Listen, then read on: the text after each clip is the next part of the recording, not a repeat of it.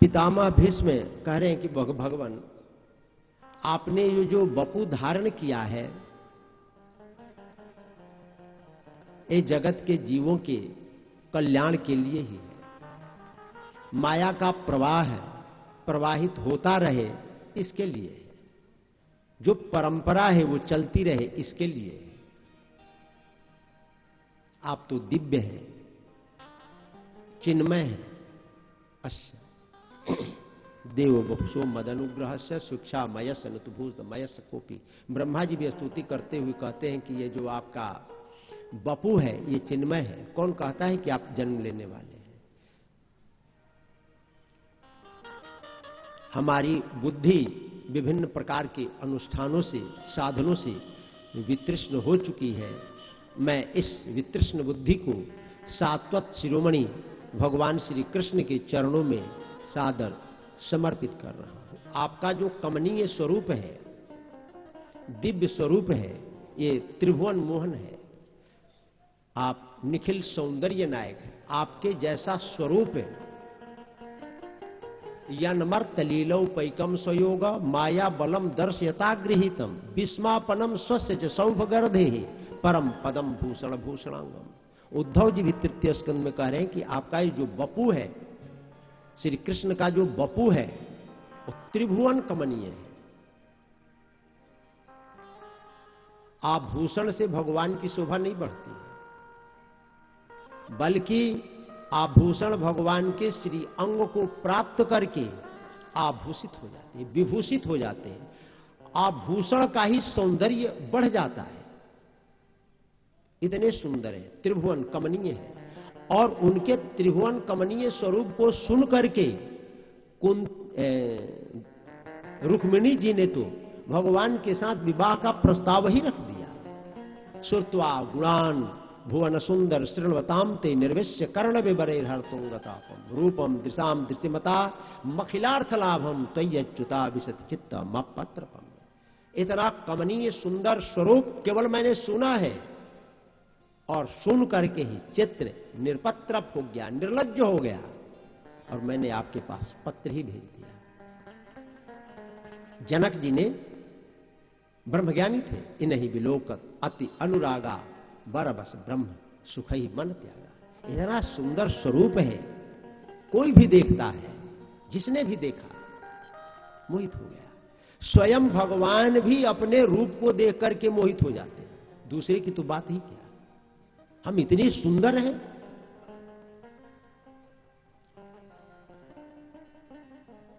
भगवान का दिव्य रूप है, जिसने भी देखा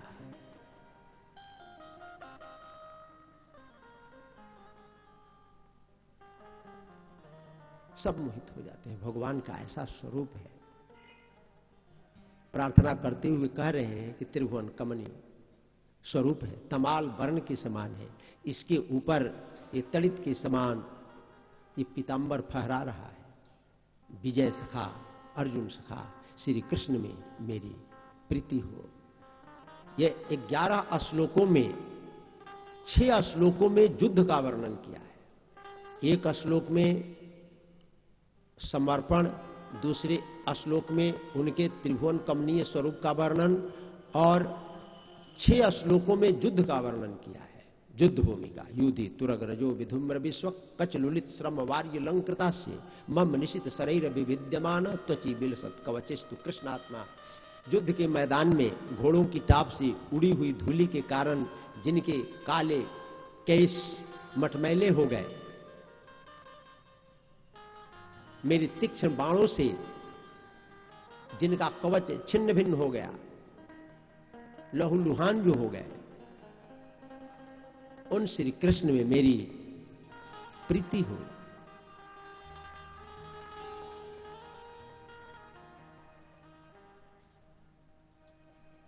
सपदि सखी बचो निशम्य मध्य। अर्जुन भगवान श्री कृष्ण से कहा कि मैं दोनों सेनाओं का निरीक्षण करना चाहता हूं। क्या करूं? दोनों सेनाओं के मध्य में मेरे रथ को खड़ा कीजिए। तो भगवान ने दोनों सेनाओं के मध्य में रथ को खड़ा कर दिया। रथ खड़ा हो गया। अर्जुन सेनाओं का अवलोकन करने लगा, मुझे किसके साथ युद्ध करना है। तो भगवान क्या करने लगे, खड़े खड़े स्थितवती परसैनिका रक्षणा हृतवती पार्थ सखे रतै वो दुश्मन के सेनाओं के प्राण का हरण करने लगे, आयु का हरण करने लगे। खड़े खड़े अर्जुन तो सेना का अवलोकन कर रहे हैं और भगवान दुश्मन के सेना के आयु का, तेज का, बल वीर्य का हरण कर रहे हैं। स्व निगम अपहाय मत प्रतिज्ञा मृतमधिकर तुम अवप्लुतो रथस्थ धृत रथ चरणोभ्यया चलद गुरु हरि वहंतु विभम गतोत्तरीय।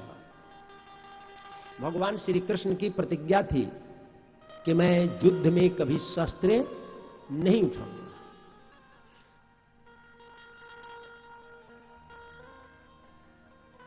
भगवान श्री कृष्ण जिस पक्ष में हैं वहां तो विजय है ही, श्री है ही। कौरवों की सेना छरित होने लगी। भागवत में तो ऐसा प्रसंग नहीं है, लेकिन अन्यत्र संतों के मुख से ऐसा सुना जाता है कि जब कौरवों की सेना छरित होने लगी, नष्ट होने लगी, तो दुर्योधन ने पितामह भीष्म को उलाहना दिया कि आपके रहते हुए हमारी सेना नष्ट हो रही है, इसका मतलब पूरे मनोयोग के साथ आप युद्ध नहीं कर रहे हैं। तब भगवान ने प्रतिज्ञा किया है, आज जो हरिहीन शस्त्र घावो तो लाजो गंगा जननी को शांतनु सुतन कहावो, पांडव दल सन्मुख हुए ध्यावो सरिता रुधिर बहावो, इति न करो शपथ मोहि हरि की क्षत्रिय गति न पावो, सूरदास रणभूमि विजय बिन जियतन पीठ दिखावो, आज जो हरिहीन शस्त्र गावो। यदि दुर्योधन के सामने प्रतिज्ञा करते हैं कि आज यदि भगवान ने अपने हाथ में शस्त्र धारण नहीं किया तो मैं 5 पांडवों का वध करूंगा।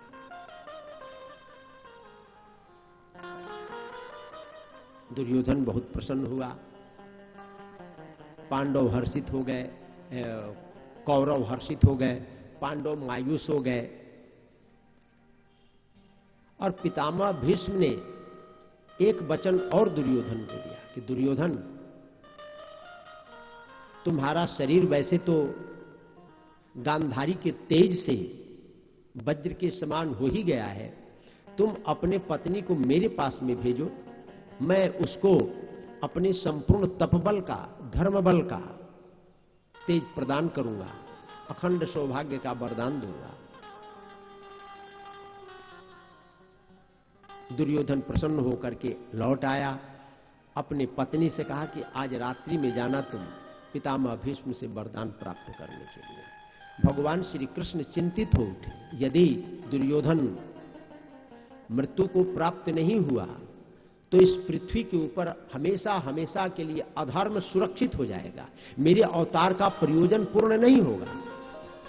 तब भगवान बटुक के रूप में चारुमती दुर्योधन की पत्नी के पास में पहुंचे और वो जाने के लिए तैयार थी। पितामह भीष्म के शिविर में भगवान ने कहा कि कहां जा रहे हैं? पितामह भीष्म के पास। किस लिए? वरदान प्राप्त करने के लिए। अरे रात्रि का समय, भयंकर रात्रि, भयंकर युद्ध का मैदान, जल वृष्टि हो रही है, तो तुम कल प्रातः काल जाकर के उनसे आशीर्वाद ले लेना, दादाजी तो तुम्हारे ही हैं, सवेरे जाना। और उसने कहा कि ठीक है, सवेरे चली जाऊंगी। और इधर भगवान श्री कृष्ण चिंतित हो उठे, युधिष्ठिर के पास में गए। युधिष्ठिर भी चिंतित, पितामह भीष्म की प्रतिज्ञा को भला कौन टाल सकता है? देवव्रत का नाम, उनकी प्रतिज्ञा के कारण ही तो भीष्म पड़ा, कौन टाल सकता है? तब युधिष्ठिर के पास से भीम के पास में गए। भीम भी चिंतित, अर्जुन के कक्ष में पहुंचे। अर्जुन तो महान भक्त, भगवान के प्रिय भक्त, जिनको भगवान ने सखा कहा है, हमारे सखा। सखा शब्द से केवल अर्जुन का ही प्रयोग हुआ है। द्वा सुपर्णा सयुजा सखाया, श्रुति भी कहती है जीव और शिव दोनों मित्र हैं, भगवान और जीव दोनों मित्र हैं, और नर नारायण दोनों हैं, मित्र हैं, सखा है। वो सो रहा था, भगवान पहुंचे, उठो उठो उठो। अर्जुन ने पूछा क्यों, क्या बात है? कहे कि क्या तुमको पता नहीं है कि पितामह भीष्म ने प्रतिज्ञा किया है कि कल मैं 5 पांडवों का वध करूंगा? पता है, और फिर भी निंदा रही है। जिसको मृत्यु का भय न हो वही सो सकता है, और कल मृत्यु है और तुम सो रहे हो।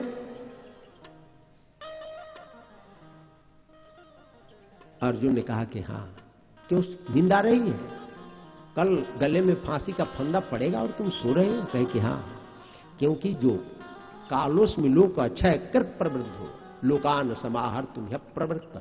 भगवान स्वयं कहते हैं कि मैं काल हूं, बढ़ा हुआ काल हूं, संसार को नष्ट करने के लिए ही जन्म लिया। मृत्यु शर्ती मद भयात, मृत्यु भय से नाचती है, दौड़ती है, अपने कर्म में प्रवृत्त होती है। वो कालों का काल त्रिलोकीनाथ है, जिसके जीवन के लिए स्वयं चिंतित है, जिनको नींद नहीं आ रही है। अब जब ऐसे सबल समर्थ है सर्वेश्वर प्रभु हमारे जीवन की सुरक्षा के लिए स्वयं चिंतित है, स्वयं विचार कर रहे हैं, सोच रहे हैं, चिंतातुर हैं, और फिर मैं चिंता करूं? ये तो हमारी अज्ञानता है। हम तो सोएंगे ही। जीव का बल जब भगवान बन जाते हैं तो जीव निश्चिंत होकर के सोता है। मृत्यु मृत्यु व्याल भीत पलायन लोकान सर्वान निर्भयम नादगच्छ त्वत्पादाब्जम प्राप्य अदृक्ष्याद्य स्वस्थ सेते मृत्यु रस्माद पैती। देवकी जी कह रही हैं स्तुति करते हुए भगवान की कि जो आपके चरणों की शरण प्राप्त कर लेता है, आपकी शरणागति ग्रहण कर लेता है, सुख की नींद वही सोता है।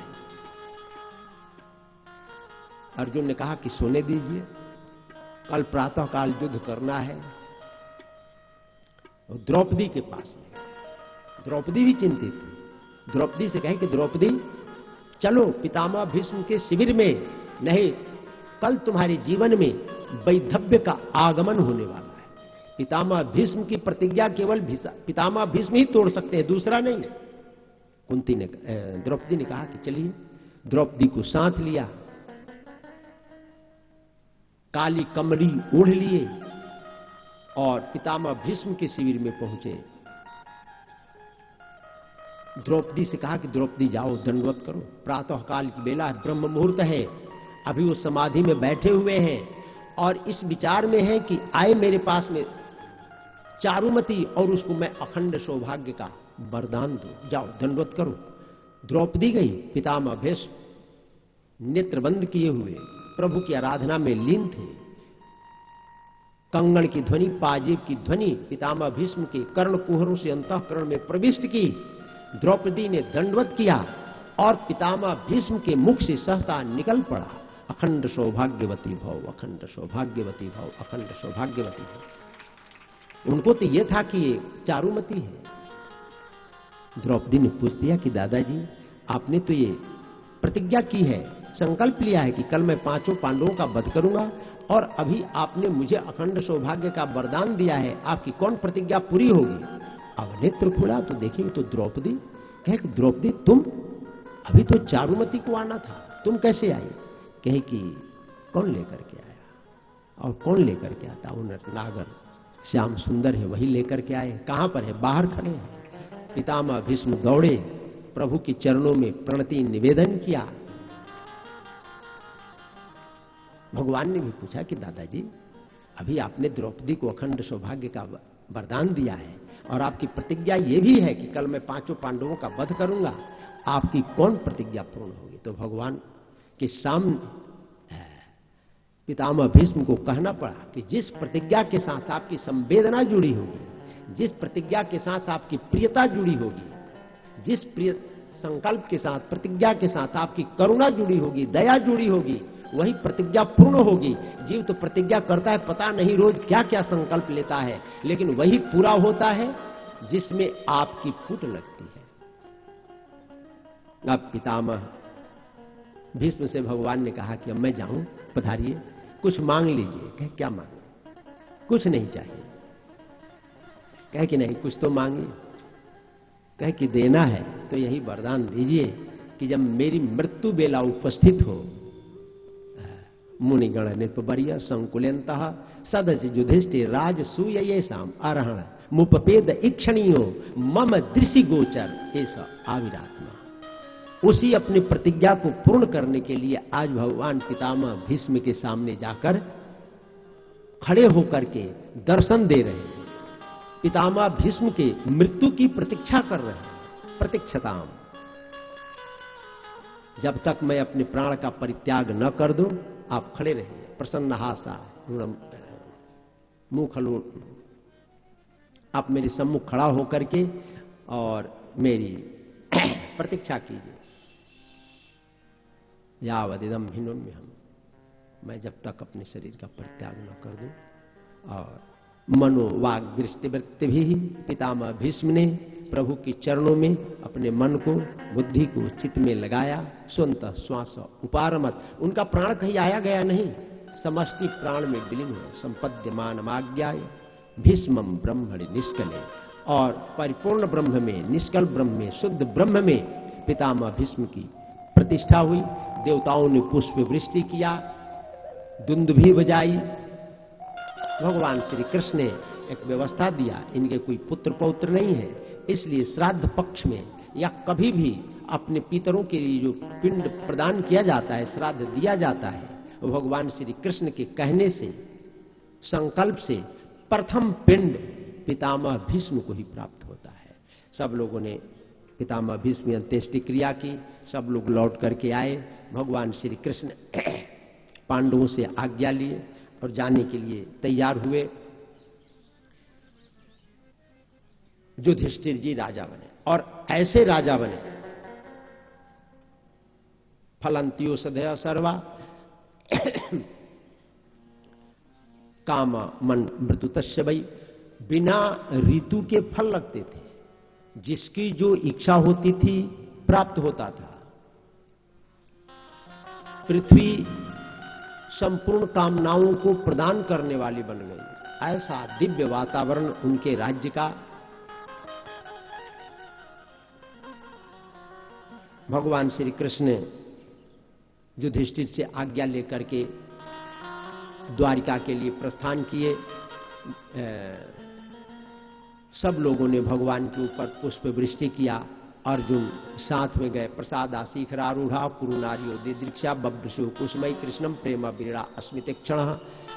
ऊपर से खड़े होकर ज्योतियों ने भगवान के ऊपर पुष्प वृष्टि किया, और सब लोग कह रहे हैं सबई किलायम, भगवान पुरातनो, ये परात्पर पुरुष है, पुरातन पुरुष है, ये जगदीश्वर है। जब संसार का अभाव होता है तो संपूर्ण संसार को अपने में लीन करके, अपने उदर में रख करके सोने वाले परात्पर प्रभु भगवान श्री कृष्ण है। भगवान श्री कृष्ण द्वारिका पहुंचे। द्वारिका वासियों ने भगवान का स्वागत सत्कार किया, और सब लोगों ने निवेदन किया, यर्यम्बुजाक्षा पससार भोभवान कुरुन मधुनवाथ सुहृदय दीक्षा तत्राब्ध कोटि प्रतिमा क्षणो भवेत रमि विड़ाक्षिणो रिवनस्तवाच्युत।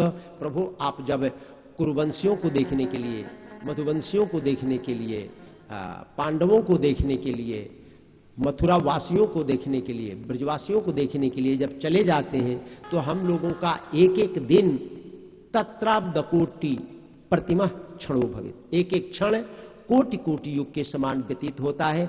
ऐसा प्रतीत होता है मानो नेत्र के बिना, सूर्य के बिना नेत्र की स्थिति हो जाए। मधु भोज दशारहार कुकुरांधक वृष्ण भी।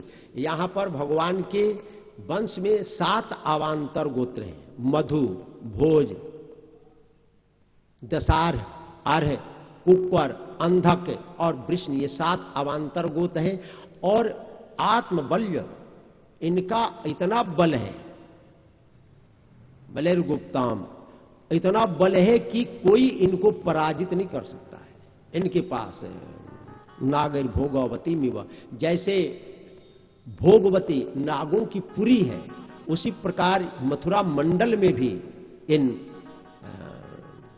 वृष्णि वंशियों के पास में अतुल संपदा थी, भोग सामग्री थी।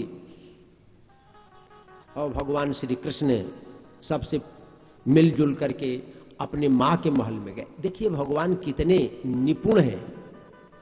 पहले नगर के लोगों से मिले, उसके पश्चात समवयस्क लोगों से मिले, सबसे मिलने जुलने के बाद अब पिता के महल में गए, दंडवत प्रणाम किया और परिस्वक्ता सुमात्र ही सभी माताओं ने हृदय से लगाया। ब बंदे सिरसा सप्ता देवकी प्रमुखा मुदा, अपने 7 माताओं की वंदना की। वैसे भगवान श्री कृष्ण की 18 माताएं हैं, लेकिन यहां पर 7 का ही वर्णन किया गया है। उपदेवा, शांति देवा, श्रीदेवा, सहदेवा, देवरक्षिता और देवकी, ये देवक की पुत्रियां थी, इसलिए इनका ही नाम लिया है। भागवत में ही 9वें स्कंध में 14 माताओं का वर्णन है। पौरवी, रोहिणी, मदिरा, इला, रोचना, भद्रा, कौशल्या, 14 माताओं का वर्णन मिलता है। तो वंदना किया और सब माताओं ने ता पुत्र मंकम आरोप्य स्नेह स्नुता पयोधरा, भगवान तो बहुत बड़े हो गए हैं और फिर भी उनके स्तनों से दूध झरने लगा। तो दूध का जो झरण है, झरना है, बहना है, ये पुत्र से संबंध नहीं रखता है कि जुआ है कि बालक है। ये वात्सल्य जब प्रगाढ़ होता है, प्रेम जब प्रागाढ़ होता है, तो स्तन से अपने आप दुग्ध धारा प्रवाहित होने लगती है, दूध बहने लगा। उसके पश्चात वो अपने रानियों के महल में गए, सबसे बाद में अपने। भगवान की रानियां कैसी हैं यहां पर वर्णन है, स्पष्ट रूप से उल्लेख है। भगवान की पत्नियां इतनी सुंदर हैं, उद्दाम भाव पिसुना मलबल गुहासम वृणावलोक निहितो मदनोपियासम सम्मुह्य चाप मज प्रमदोत्तमास्ता यस्यन्द्रियम विमथितुम कुहुकैर न सेकुहु। स्पष्ट वर्णन किया है। एक बार नारद जी से कामदेव मिला और पूछा कि सबसे सुंदर कौन है। तो नारद जी ने कहा कि भगवान श्री कृष्ण सबसे सुंदर है। हमसे भी सुंदर, कहे कि तुम तो उनके पत्नियों के बराबर भी नहीं हो। कहे कि हमसे भी सुंदर उनकी पत्नियां हैं। कहे वो तो निखिल सौंदर्य नायक है, उनकी पत्नियां कैसी होंगी। तो कहा कि चलो हम भी जरा देखाएं। तो आया देखने के लिए। जब देखने के लिए आया तो उनके रूप को देख करके वो मुग्ध हो गया। पुष्प धनवा कामदेव को कहा जाता है। भगवान की पत्नियों ने देखा तो थोड़ा होठ चला दिया, यानी मुख हंस दिया, मंद मुस्कुरा दिया, और थोड़ा नेत्र भी चला दिया, नेत्र आंख हिला दिया, इधर उधर कर दिया। आंख के हिलाने में, ओठ के हिलाने में बड़ी मादकता है। तो होठ का हिलना देखा और आंख का चलना देखा, यानी तिरछी चितवन